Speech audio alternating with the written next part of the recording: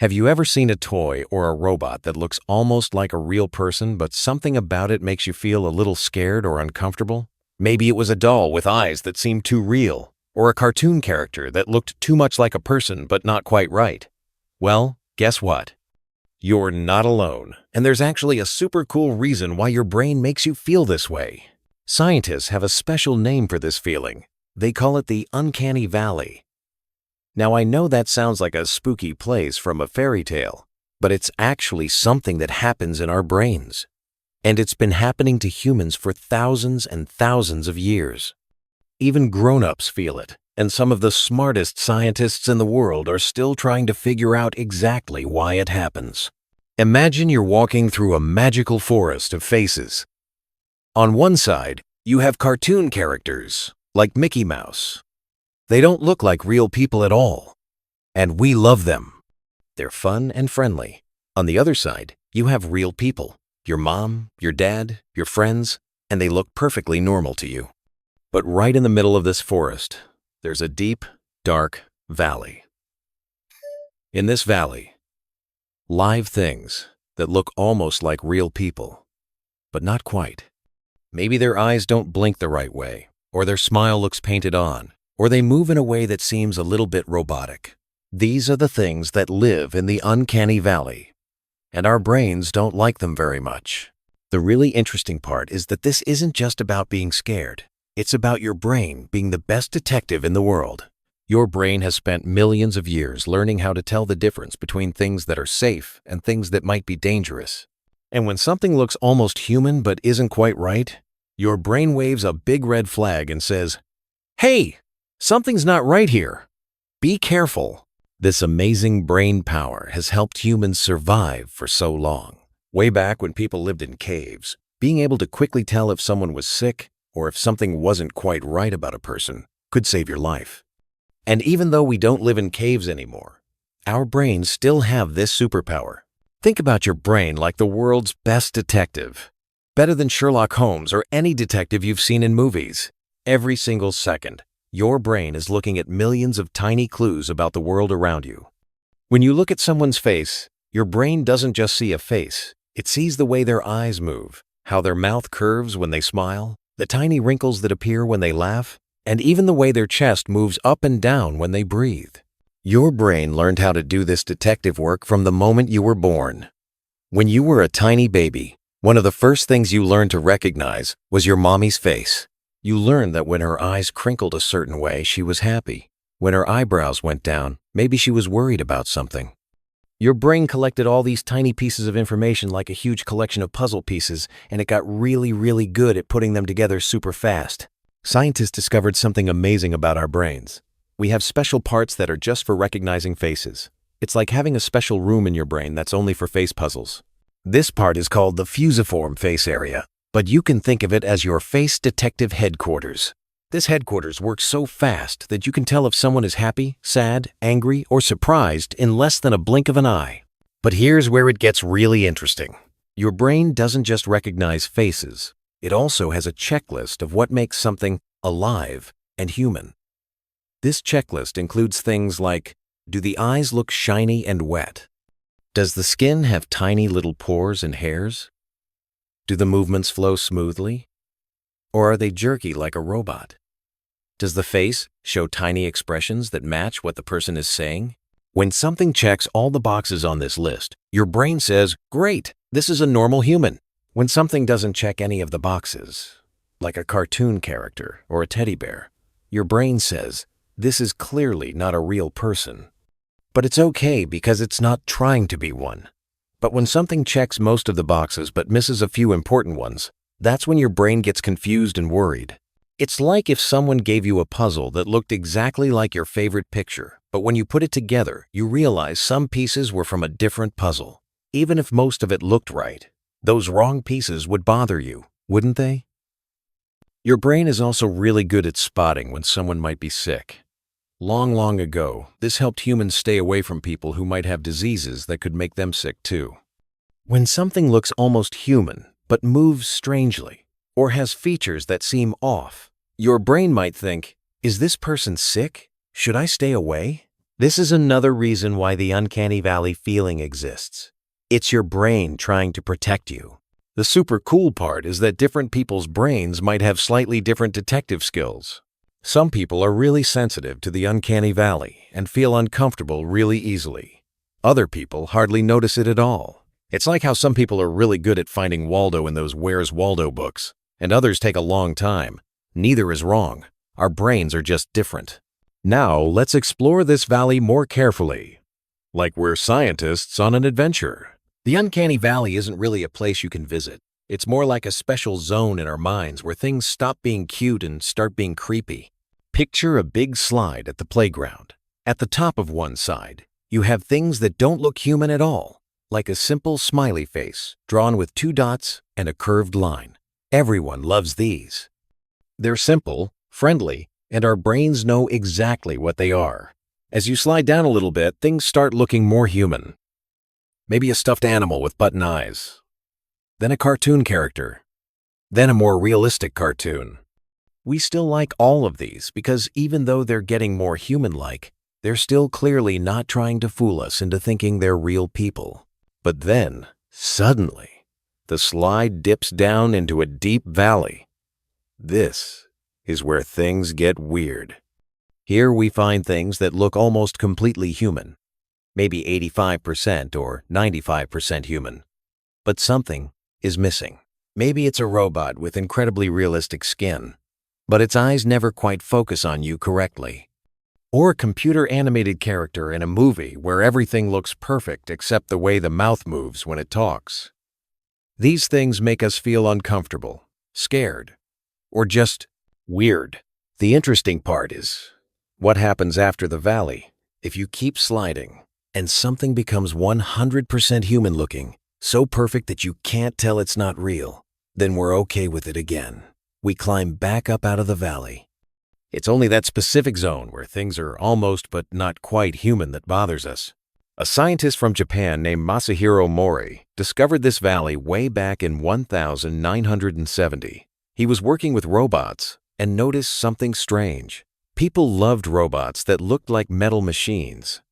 People also thought more human-like robots were cool. Up to a point. But when the robots looked too human-like, but still had that mechanical movement, people got scared.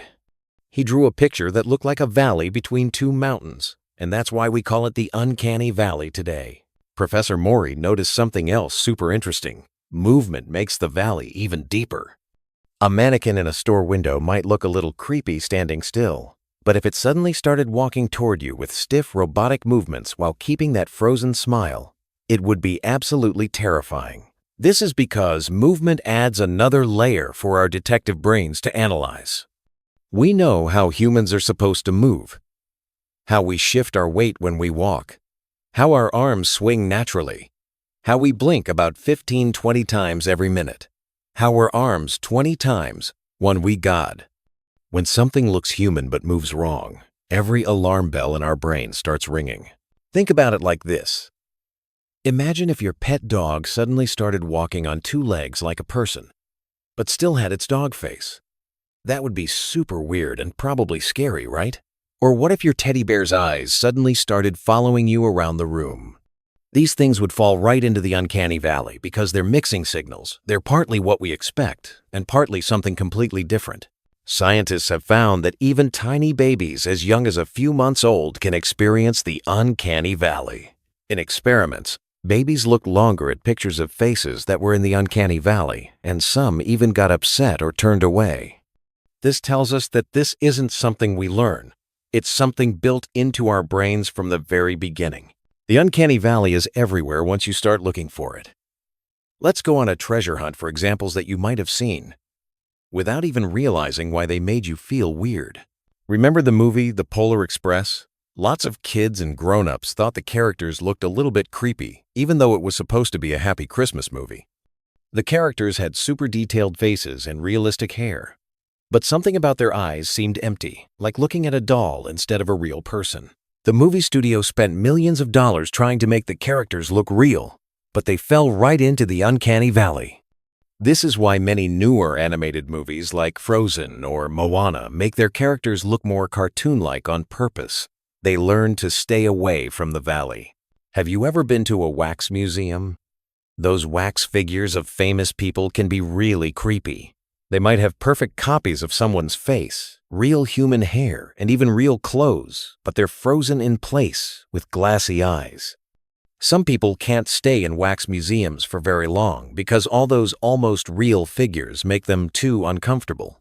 It's your brain saying, "These look like people, but they're not breathing, not blinking, not moving at all. Something's wrong." Video games have this problem too. As games get better and better at showing realistic people, they sometimes accidentally fall into the uncanny valley.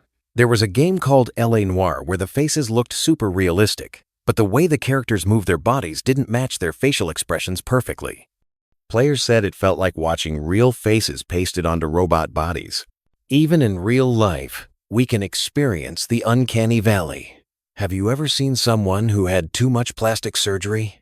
Sometimes, when people try to make their faces look perfect, they end up looking less human. Their skin might be too tight, their expressions might not move naturally, or their features might be too symmetrical. Our brains are actually designed to like faces that have tiny imperfections. That's what makes them look real and trustworthy. Dolls are probably the most common example of the uncanny valley that kids encounter. Some dolls, like baby dolls that look super realistic, can be really creepy, especially if they have glass eyes that seem to stare at you. There are even dolls called reborn dolls that are made to look exactly like real babies. They have real hair, realistic skin with tiny veins showing through, and weighted bodies that feel like real babies. Some people love them, but many people find them deeply unsettling. Movies have been dealing with the uncanny valley for years. Remember Princess Leia in the newer Star Wars movies, where they used computers to make the actress look young again? Or in Rogue One, where they brought back actors who had passed away using computer graphics? Many people said these characters looked off somehow, even though the technology was incredibly advanced. Their faces moved just a tiny bit differently than real faces, and our detective brains noticed immediately. Japanese robots are famous for falling into the uncanny valley. Scientists in Japan have created robots that look incredibly human, with realistic skin that feels warm, hair that moves naturally, and faces that can make expressions. But when these robots talk or move, something feels wrong. One famous robot named Sophia can have conversations and make facial expressions, but many people find her creepy rather than friendly. It's because she's so close to looking human that our brains expect her to be human, and when she's not quite there, it feels wrong. Even something as simple as Instagram filters can create the uncanny valley effect. Some filters that make your face perfect, smoothing your skin, making your eyes bigger, or changing your face shape, can make you look less human and more like a creepy doll version of yourself. Understanding the uncanny valley is super important for the future. And not just because it helps us understand why some things are creepy. Scientists, movie makers, video game designers, and robot builders all need to know about the uncanny valley to do their jobs better. In movies, understanding the uncanny valley has completely changed how animated films are made. Studios like Pixar and Disney discovered that making characters slightly less realistic actually makes them more lovable. Look at characters like Wall-E, Baymax from Big Hero 6, or the emotions in Inside Out. They're designed to be clearly not human, which keeps them out of the valley. They have big expressive eyes, simple faces, and exaggerated movements that our brains recognize as friendly cartoon instead of creepy, almost human. Movie directors now have to make big decisions about how realistic to make their computer-generated characters. When they're making superhero movies with CGI characters, they often add little imperfections, on purpose, tiny scars, asymmetrical features, or slightly messy hair. These little details actually make the characters feel more real and keep them from falling into the valley. It's funny that making something less perfect actually makes it feel more real. For robots, the uncanny valley is a huge challenge. As robots become more common, helping in hospitals, teaching in schools, or keeping elderly people company, Hospital. Designers need to decide how human-like to make them. Many robot makers have decided it's better to make robots that are clearly robots, like cute mechanical friends, rather than trying to make them look exactly like humans. That's why many helper robots look more like friendly machines with simple faces, rather than trying to copy human features exactly. Scientists are also studying the uncanny valley to better understand how our brains work. By figuring out exactly what makes us uncomfortable, they're learning about how we recognize faces, how we detect emotions, and how we decide what's alive and what isn't. This research is helping doctors understand conditions where people have trouble recognizing faces or emotions. The uncanny valley is also teaching us important things about ourselves and what makes us human. It shows us that being human isn't just about how we look. It's about tiny movements, imperfections, and the spark of life that's hard to copy. In a way, the uncanny valley is our brain's way of protecting what's special about being human. Video game designers are using knowledge about the uncanny valley to make better games. Some games now deliberately use the creepy feeling of the uncanny valley to make scary games even scarier.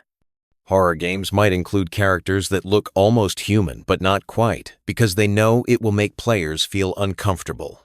Other games avoid realistic humans entirely, choosing instead to create stylized characters that are clearly fantasy creatures or cartoon-like people. In the future, as technology gets better and better, we might actually overcome the uncanny valley completely. Scientists are working on making robots and computer characters that are so perfectly human-like that our brains can't tell the difference. But this raises interesting questions. If we can't tell the difference between a robot and a human, what does that mean for us? Will we treat robots like people? Will we trust them the same way? Some scientists think that as kids today grow up with more realistic robots and computer characters, they might not experience the uncanny valley as strongly as older people do. Your generation might be the first to grow up in a world where the valley doesn't exist anymore. But for now, the uncanny valley remains one of the most fascinating mysteries of the human brain. The really cool thing is that the uncanny valley shows us how amazing our brains are. Without even trying, without even thinking about it, your brain can detect the tiniest differences between real and artificial, living and non-living, human and almost human. It's a superpower that's protected humans for millions of years, and it's still protecting us today, even if sometimes it just means protecting us from creepy dolls and weird movie characters. Understanding the uncanny valley helps us appreciate both technology and humanity. It shows us how hard it is to recreate the complexity of human life, and it reminds us that being human is about more than just appearance. It's about the countless tiny details that make us who we are. And that's pretty amazing when you think about it.